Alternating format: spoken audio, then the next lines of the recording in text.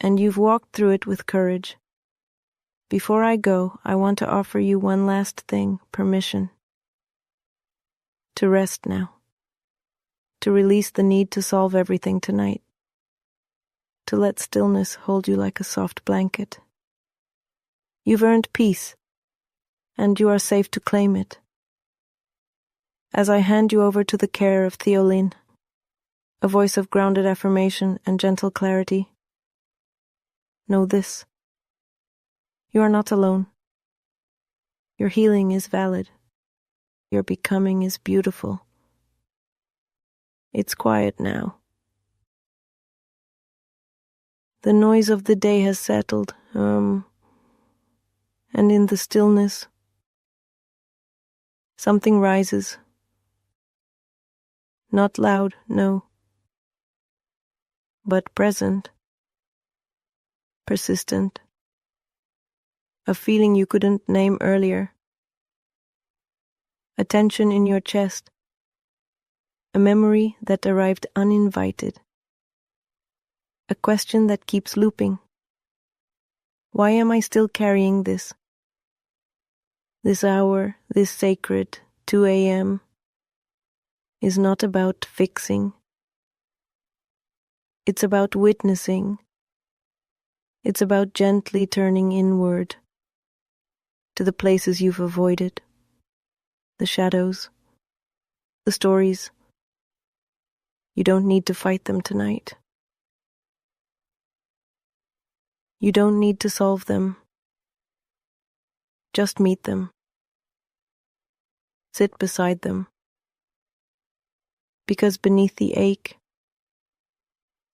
there is an invitation, not to relive the pain, but to reclaim your voice, to say this happened, and I'm still here. So often we're taught to fear the dark, to believe that if something feels heavy, it must be bad, that if we struggle, we're failing. But shadow is not your enemy. It's a messenger, a guide, a part of you that once protected your heart, even if it did so in silence. Those parts you pushed away, the anger, the jealousy, the fear. They were trying to keep you safe, not always in healthy ways, but in the only ways they knew how. Tonight, I want you to bring them into the light, not to shame them, not to erase them, but to understand them, to say, I see you, I know you tried. That's where healing begins, not by cutting off parts of yourself, but by integrating them, by becoming whole. Some pain doesn't scream. It hums beneath your smile. It hides in your laughter. It folds itself into your routines. These are the wounds you don't show, the grief you minimize, the shame you swallowed, the moments you tell yourself, it wasn't that bad. But your body remembers, your nervous system remembers, even if your mind tries to forget. Shadow work is not about digging up the past to suffer again. It's about understanding why certain things still trigger you, why your voice shakes in certain rooms, why you shrink when you should rise. It's not to blame. It's to name. And once it's named, you have the power to choose something new. Somewhere along the way, someone told you that you were too much, too emotional, too needy, too intense, and maybe you started shrinking, diluting your truth, editing your feelings, apologizing for your existence. Let me tell you now, with tenderness, you were never too much. You were too honest for people who couldn't hold honesty. Too sensitive in a world addicted to numbness. Too aware in a culture that rewards denial. But that sensitivity, it's a gift. That awareness, it's power. That emotion, it's depth. Stop asking permission to feel. You're allowed to take up space. You're allowed to speak your need. You're allowed to cry without apology. Your fullness is not a flaw. It's the doorway to your healing. What sets you off? The comments, the looks, the silence. Those are not random irritations. They are mirrors. They reflect the places still asking to be seen. A trigger isn't just a reaction. It's a flare from the nervous system.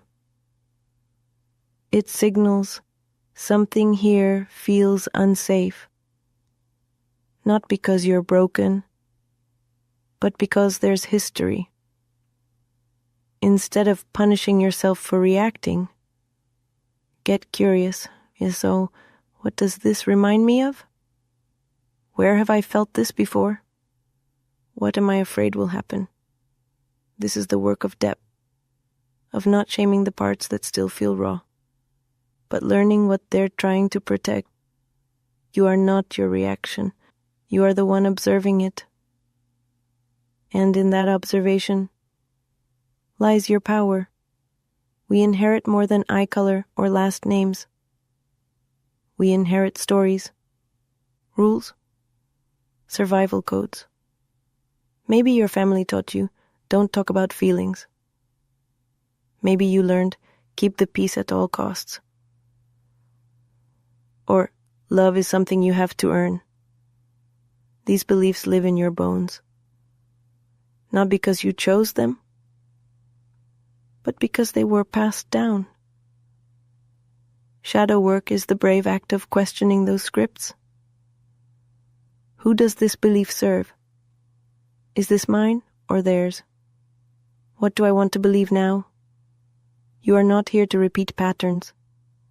You are here to transform them. To become the first to say, this stops with me. It's one thing to not feel safe around others. But what happens when you don't feel safe with yourself?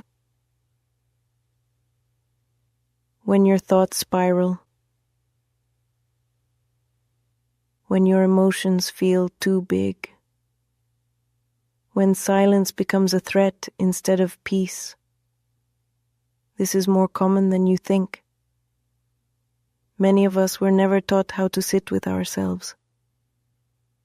We were taught to perform, to please, to produce, but not to simply be.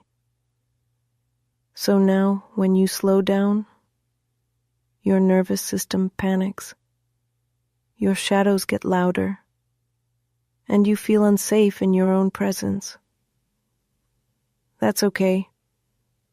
It's not a flaw, it's a wound. One we can heal. You can learn to be with yourself again. Not as a critic, not as a fixer, but as a gentle witness. And I'm here to guide you in that return. One breath at a time. We often say, I should have known better. But the truth is, you didn't. And that's not a weakness. That's context. You made choices based on what you knew then, on what you had access to, on the support or lack of it around you. It's easy to look back and judge yourself through today's lens. But healing isn't about punishment. It's about compassion. Can you thank the past version of you for surviving? Or getting you here? Even if their methods were messy or reactive. They did what they had to do. And now you get to evolve. With more tools. With more awareness. With more love. That's what healing looks like. Not perfection, but presence. Sometimes healing means grieving, not just what happened, but what never did. The apology you never received. The parent who never protected you. The love that was always conditional. This grief is quiet. It's often unrecognized. And yet it shapes how you move through the world. Grieving unmet needs doesn't make you weak. It makes you honest. It honors the child in you who hoped, who longed, who waited. You're allowed to mourn what you should have had. You're allowed to feel the ache of what never was. And in that mourning, you create space. Space to give those things to yourself now. You may never get the closure you wanted. The apology. On the justice. The understanding. And that's hard. But here's the truth. Closure isn't something they give you. It's something you create. Not because it's fair, but because your peace matters more than their guilt. You become the safe place. You write the ending. You say, this chapter is closed. Not because it didn't matter, but because you do. Every time you choose to self-soothe, to speak kindly to yourself, to pause instead of react, you become the safe place your younger self needed. That is sacred work. That is shadow work. You say you want to be known, to be loved for who you are, to be understood. And yet, when someone gets close, you flinch, you second guess, you wonder if it's safer to hide. This is the fear of being seen, not the filtered version, not the high-achieving mask, but the real you, the one who has cracked and rebuilt, the one who carries contradictions. Shadow work invites you to unlearn the belief that being loved means being perfect. It asks, can you show up as you are, even if you're messy, even if you're still healing? Because real connection isn't built on performance. It's built on presence. And the more honest you are with you, the easier it becomes to let others in. You've carried so much that wasn't yours, on the moods of others, on the shame of your caregivers, the responsibility to keep everything together. And maybe no one told you. You can put it down. You don't have to absorb what isn't yours. You don't have to fix what you didn't break. You don't have to carry the emotional load for the entire room. It's not selfish to set boundaries. It's not cold to protect your peace. It's wise. It's necessary. Tonight, I want you to practice releasing. Breathe out what isn't yours. Let the guilt slide off your shoulders. Feel how light you become. when you choose to only carry your own truth. You were taught to doubt yourself, taught to defer, taught to stay quiet even when everything inside you screamed, no. And now, that silence lives in you. You freeze in conflict. You shrink when it's time to speak. You second-guess your own instincts, but your voice is not gone. It's waiting. Waiting for your permission. Waiting for you to say, I trust myself again. Shadow work helps you hear yourself clearly. To separate your inner truth from the noise of fear. To honor your no as sacred. To honor your yes as intentional. It's not about being loud. It's about being aligned. When your voice rises from your truth, it doesn't need to convince anyone. You've been taught to apologize for needing, to downplay your pain, to handle it all on your own. And maybe you started believing it, that your feelings were too much, that your sadness was inconvenient, that your hurt made others uncomfortable. But here's the truth. You are not a burden. You are a human being with needs, with limits, with emotions. There is nothing wrong with you for struggling.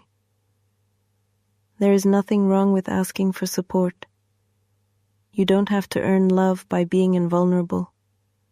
You are worthy as you are, and the people who can love you deeply will love your whole self, not just the strong parts, but the tender, real human parts too.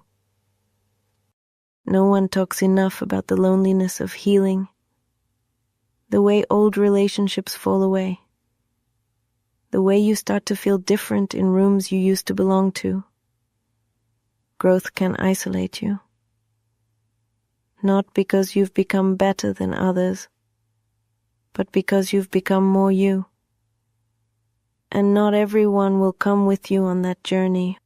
That ache you feel, it's the grief of shedding skins, of saying goodbye to familiar dysfunction, of releasing the roles you once played to stay safe. It's okay to miss what you've outgrown. It's okay to feel both proud and heartbroken. That's part of becoming whole. New connections will come. Aligned ones. But for now, trust that solitude is not the same as abandonment. It's sacred space.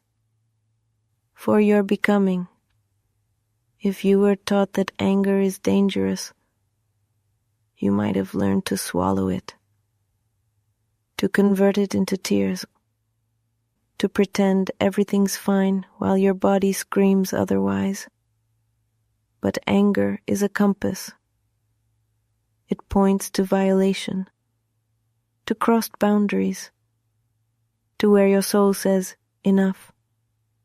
Shadow work doesn't mean eliminating anger. It means listening to it, learning its language, tracing it to its origin. When you stop fearing your anger, you reclaim your power.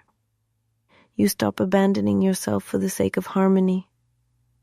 And you start choosing what's honest. So ask yourself, what is my anger protecting? And what does it want me to restore? Sometimes it feels like you're going in circles. Like you already healed this part. Already forgave that person. Already did the work. But here you are, triggered again. Weary again. Questioning everything again. that doesn't mean you're failing. It means you're integrating.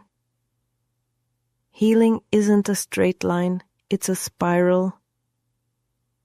You revisit lessons not to punish yourself, but to deepen your wisdom.